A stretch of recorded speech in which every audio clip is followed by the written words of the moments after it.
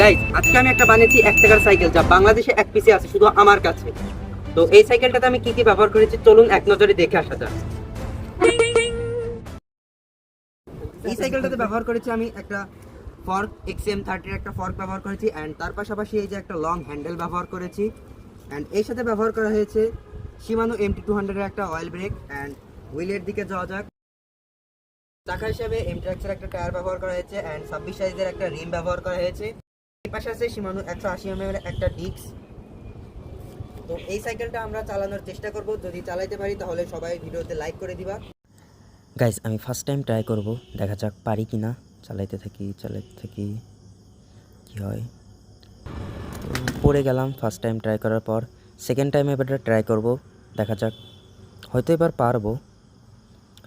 Oh shit, এবারও পারলাম না। আপনারা যদি পরবর্তী ভিডিওটা দেখতে চান অবশ্যই চ্যানেলটি সাবস্ক্রাইব করে 10K সাবস্ক্রাইব করে দিন, তাহলে আমি নেক্সট পার্ট দিব।